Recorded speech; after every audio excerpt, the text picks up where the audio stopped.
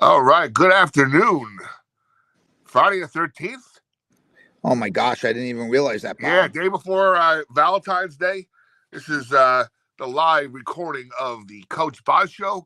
Coach, how are you? Bob, nice to see you. Hello out there, all Good. our Pirate fans. Yep. A lot of our listeners watch after the fact, which is cool. That's why we do this early. That way, get everybody ready for the weekend. Let's touch base. First thing, how is Jacayla? Did it look bad? It looked bad on TV. Was it as bad in person? No, but it looked bad. But By she's TV, it okay. looked like, because then, all different angles and whatnot. And Yeah, no, she's okay. She'll play on Saturday. We're very fortunate. Could have been a lot worse. now, what was your impetus to have her in the starting five? I just think, Zahara was struggling a little bit, and I wanted Zahara to just get a feel for the game as it progressed. And obviously, Zahara did a great job doing that. And then we got, Jacayla going as well. So I think it benefited both of them actually. That's awesome. So let's quickly review your past week. St. John's, tough loss, but you get them again at your place. You guys seem very similar. Was that a hard thing to say? No, I don't think we're similar. They're more aggressive and more physical inside. I think we're more skilled, but they did a good job of taking some things away. Like I said, a lot of times people say you lost. Maybe the other team won.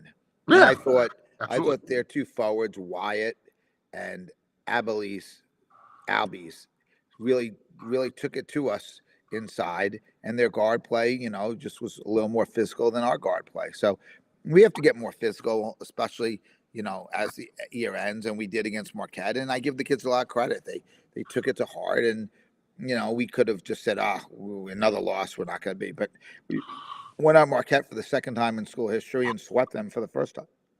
Now, how big is that for you in the program, sweeping Marquette? I don't know how big it is in the program, but I think it's big that we got 2 league wins over a very well-coached, good basketball team. Marquette has a great tradition. They've done well, as of we. They're talented, and they really committed to women's basketball like we are. So anytime you can beat a program like that, it's just a good win. And we're trying to be in the top 3 in the league, and it's important that we beat them, to be honest. So you head up. We have a big game tomorrow against DePaul, 1 p.m. Playing really well. Just beat St. John's. DePaul's 3 wins in the league are St. John's, Creighton, and Georgetown. So they've beaten good teams. They have some of the other teams they're battling with towards the bottom of the Big East. They have those teams coming up. So DePaul's going to be a hard game for us. Very, very difficult game. Now, I believe it was mentioned during one of our shows this week. There's something going on with campus tomorrow prior to the game. Yeah, we have the Big East Roadshow. So come early, come 11:30, and you can play some games and do some stuff, win some prizes. They're doing a lot of stuff in our field house. Our school's done a great job, as well as the Big East. Plus, it's our Pink Day, Breast Cancer Awareness Day. So wear something pink to all our fans. It would be great for you to support the awareness of cancer to hopefully save someone's life one day. Yeah, always important for sure. Always important. As a matter of fact, I want to buy one of those pink shirts. Where do you buy those pink shirts? We'll give you a free one. We'll give you a free one when you get here. Awesome. I appreciate that, Coach. Yeah. So DePaul is the team, like I said, a little on the bottom, but playing well and beating some of the middle of the road teams, which means they could beat anyone at any given time, right? Yeah, they lost to Villanova by a couple. They lost to Marquette by 1, beat St. John's, Georgetown, and Creighton. So, they're good. And when we played them there, we were in a battle the whole game, with them. So they're talented, and, we're going to have to play well, not just play well to win this game. And, we have 5 league games left. We need to, win, take each one day at a time. And this is the next one. So we got to find a way to win this game. Are the girls focused game by game? Yeah, I think, we had a really good practice today. I was really proud of the kids. We had 2 really good practices for Marquette. So they're trying, it's hard, it's long, it's physical, they're tired, we're tired, everyone's tired. You got to find a way, and our kids will, and we're playing shorthanded, as everyone knows, but we'll still find a way. So tell us about the sudden emergence of Ari Woodard. She's been playing a lot of minutes lately and playing pretty well. Played really well. I'm really proud of her. She's done a lot of good things, and her, Natalia, they've stepped up when we needed them to play the point, and they push each other in practice. They support each other. They're both talented players. I think Ari's quickness and ability to, defend their point guard has really given us a little advantage against, she played well against St. John's and really played well against Marquette. She's got a good presence on the floor. She's a confident young lady. And I always say this, and, maybe because I'm old now and maybe because the way society is, people don't believe people, but I don't say things I don't believe. And I say this on this show, and I say it all the time. Every kid we recruit, we have a plan for, an intention. Sometimes the plan comes faster, sometimes it comes slower. Yes, did I expect Ari to play more and earlier? Yes, I did. But she's also playing with a tremendous point guard in Jada Eads. Shea Pinckney had really, been healthy and playing well, so we had to play her in a position. Yes, and Jada got hurt, and we watched Ari continue to practice and develop. And I always say this: you're always going to get your chance. Whether you take advantage of it or not, that's up to you. And Ari took advantage of it. Thank God for the team. But, Natalia's done the same thing. She's taken advantage of it. She didn't play last game, but she's helped us win other games. This is Big East, major level, high level basketball. If anyone thinks they're going to come in here and just play, then you're not at the right school. Because Seton's here trying to win a championship, play in the postseason again. People take it for granted. And, a kid like Ari kept herself ready, and we needed her. So, but I expect the same out of everybody else. I'm not surprised. Like I had always said to Ari, and I've always said to you, and I've always said to everyone, you're going to get your chance. Take advantage of it. And Ari did so far. But, now that she's on the scouting report, it gets a little harder. Is she a natural point guard? Yeah, I mean, she's a combo guard. She played with Jada in high school. Ari's torn her ACL twice. So she's not as seasoned a player as other kids who've played for 2 more years than her. But, she's smart. She's dedicated. She never gives up. And, she's put a little bit of cocky arrogance, swag, I should say, to our team. And that's, a tribute to her. It's also a tribute to her mother, who's kept her focused, who's never once complained, who is supportive of the program. And it says a lot about, how Ari's been raised. Has Jada, we know she's had her surgery and it was successful. Is she back with the team at all? Is she helping Ari out in practice?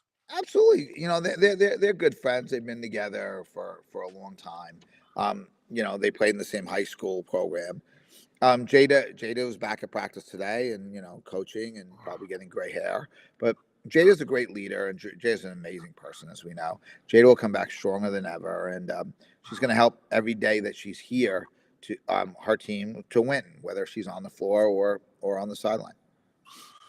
All right, so I'm checking the hold on real quick here. Yeah, no worries. So we got your schedule and whatnot. You got Xavier. It's like you got 5 games left. Your goal has always been second in the division. So that game against Villanova on the 26th really should be the circled one. But like I said, you're a game by game team though. I mean, I'll be honest, maybe months ago, but the way the league is, the way teams are, as injured as we are, not just with Jada. Jordana's played so many minutes this year. She was exhausted. Mariana's knee is terrible. Savannah Catalan's feet are giving her problems all the time. Like we're banged up. Like I would think other teams are. I don't know. But really right now, Bob, we just got to look at today's practice, then tomorrow's game. So just little by little. Do you watch a lot of women's basketball on your off time when you're home? Oh, yeah. Listen, this is what I do for a living. This is my job. If I'm not watching women's basketball, you're not prepping I'm better at my job. So, all right. So right now you're third in the conference, right? That big win against Marquette put you a half game ahead of them. Your net is 54, which would suggest postseason big dance. We know NIT is always going to be there, or BIT, whatever it's called now. Let me just stop you. Let's not. Again, the goal is to make the NCAA tournament, but the goal is to play in the postseason.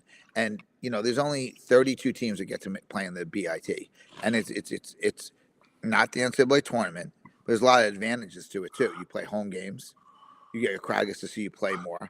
You have a legitimate chance to win a national championship. Villanova's made the Final Four I think twice in the past 3 years at BIT. So, and it's hard to get into now.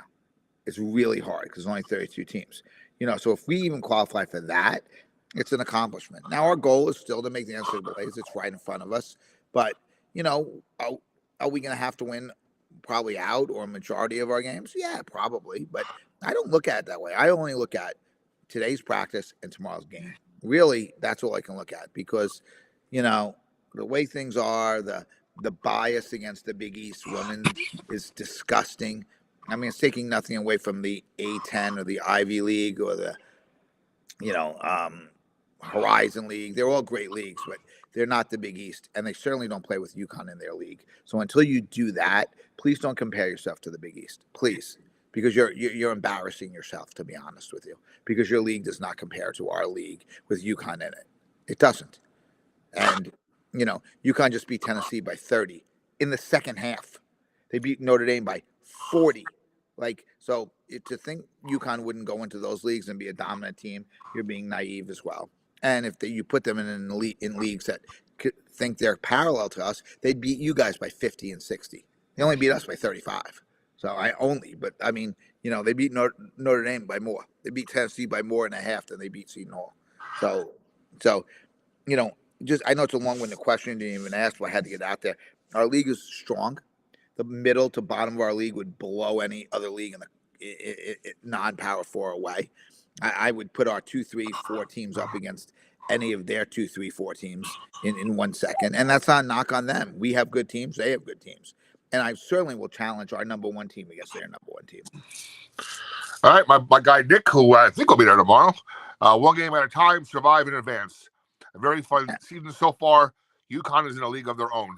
And he's right. We just have to worry about ourselves and what we can do. The problem with UConn in our league is if UConn was not in our league, we would have a legitimate chance at the Big East at the NCAA tournament. 1, because we could win our conference tournament, have a much better chance of winning our conference tournament. And 2, we'd have 2 less league losses. Our metrics would be a lot better because you wouldn't be losing by 35 or 40 points. That's what the other thing. These leagues are playing without UConn, where your metrics get destroyed when you play them because they beat you by so many. On top of the fact that you're adding 2 more losses to their record as opposed to 2 more wins. What are we now? 15 and 8, 16 and 8. 16 and 8, yeah. They got the 2 UConn games, we'd be 18 and 6. That's a big difference, right? 18 yeah, and the metrics too of the net and everything. Take out a 40-point loss and add a 35-point win. That's twice. I don't know if you know watch it, Coach. I forgot what night. I think it was Wednesday night. Coach Oriema was on Scott Van Pelt at ESPN, and he was asked that question, like why are you playing? Why are you in the Big East when you're running through it every year? And he was like, aren't you gonna feel you're unprepared for the bigger teams? And he was just like, I don't care if we lose one of those games. That's just the way it is. Just very candid that he has that approach now. And again, I hate how everyone's like, well, if he was in the Big Ten, what? If he was in the Big Ten, what? He beat everyone there too. So stop. If he was in the ACC, he beat Notre Dame by 40 points, 40. And he wasn't. And no offense, I watched the game. They didn't even play well. They were just moving around. That's how good they are. That's how well coached they are. That's how prepared they are. So do not ever take anything away from UConn's success by saying they're in this league or not. Listen, let's see what happens in the NCAA tournament. Let's see what happens. I'll put my money on Coach Oriema, his staff, and his players any day of the week. Please don't diminish all their success. It's not right. And stop trying to take credit for other success without being in our league. They're like, oh, we're better than the Big East. You are? You really think you are in the A10? Go ahead. Why don't you play UConn twice? See what it's like. You don't. You sit behind a screen or a screen, or Twitter. You have no idea what you're talking about. Zero. Like I said, we're 16 and 8. We'd be 18 and 6 right now with probably a net in the low 40s because we wouldn't have played UConn and we would have destroyed 2 other teams that are in the bottom of the Ivy or the A10 or any of those other leagues. Like I said, the Summit. I'm not diminishing those teams. They're good teams. They have good coaches. They have good players. Not saying they're not good, but to think that the Big East is a lesser league, you're an idiot. And I will say that from the top of the mountain. And coach, as a coach with a lot of wins and a awesome track record, do you follow the I don't want to say the WNBA, but are you following their their bargaining, trying to get more pay for the women? And do you think if they had more pay, does an ASI fund come out this last year? Obviously, it's easier to come back now and make this NIL money, but if there's a higher salary over there, does that change anything? No, I think you're seeing on the men's game too, AJ DeManstra and all those guys, even if they had the chance to go in the NBA right away, there's a lot of times those guys might stay because they're getting $6, $7, $8 million to stay. That's not going to be what you make as a rookie. Now they'll come out after a year because you don't want to be so many years in college and then not get your clock started on the NBA. But I think on the women's side, I don't think, one, that we can't generate the same amount of money yet and professionally that we do with this house settlement money that they're giving out. So no, I think those kids will still stay. I think it's what makes our game beautiful is that the kids stay, play 4 years, and grow as people and grow as athletes. The problem that we run into now is everyone's transferring after a year, and everyone's like, well, they have the right. They do, but at some point, college education isn't going to allow you to go to their school for 1 year and give you a diploma. And I still think at the end of the day, a diploma is worth a lot of money. Yeah, it's crazy in college sports. Yeah, well, the kid from Ole Miss gets his 6th year. There's somebody I saw going on his 9th year of college. I mean, unless you become a doctor, what are you learning in 9 years of college? Right? You're not, and that's a great line by you. I think what we're going to have is we're going to eventually have 4 for 4, 5 for 5, meaning you have 5 years. That's it. If you get injured, 3 of them, too bad. You have 4 years. If you get injured, 2 of them, too bad. I'm a big proponent of even just 5 years to play 4. That's it. You don't need to play 5, and that's it. If you get injured, it doesn't matter. Once you pass the halfway point, that would be the only thing that would matter for me. But the problem is, and I spoke with the president yesterday of the NCAA. He came in and I had a 30-minute meeting with him. The problem is, we asked the NCAA, which we're a member of, to enforce the rules that we made. But every time someone doesn't like it, they're like the kid who plays in the sandbox. I'm not getting my way, so I'm going to take my shovel and my pail and go home. And that's what we have. We have a bunch of babies, people like Mac Brown and some of these other people. I mean, the Nate Oates. Like, listen, the rules are he shouldn't play. But you want to challenge the rules because, you're trying to worry about yourself. You're not worried about the wholeness of what we do. And I lost a lot of respect for those coaches. And they could be legendary coaches all you want. But you've ruined it. And, this is what it's become. Like our president said to me, you make the rules, you ask me to enforce them, and when I enforce them, if you don't like it, you take your sandbox and you go somewhere else. That's not the way it is. This is the rules that we made as an organization, as part of this whole group, and now we don't want to follow them because it doesn't go our way. How about I challenge tomorrow when our kid takes 3 steps and the ref calls a travel? I'm going to challenge it. He's going to be like, well, what do you mean? I'm like, well, you said it's a travel. He's like, well, it is. Well, I'm going to sue you because I think a travel should be 4 steps, not 3. He's like, what are you talking about? Well, that's what we do. I don't like the rule. I don't like the call. I don't like this. I'm going to sue you. We have to have rules and regulations. And I'm really happy that Greg Sankey stepped up and said, no, we don't need this kid to play. And that's what our president said to me yesterday. He's like, listen, we finally got support from commissioners and from people outside the organization or in the organization instead of people outside the organization making decisions. And I think these judges should be embarrassed and should to hold the law degree and to uphold what you think justice is. And being from Alabama and making that decision for Alabama, you're a fool. And I would tell him to his face as well. Very good. Nice there. Yeah, I don't care. I'm fed up with it. I'm on the board of trustees for the Women's Basketball Coaches Association. I represent all 365 schools. That's part of my job in Division I, but also another 250 and another 350 in Division II and Division III. If anyone thinks, going to school for 4 different schools in 4 years is what college is supposed to be about, it's not.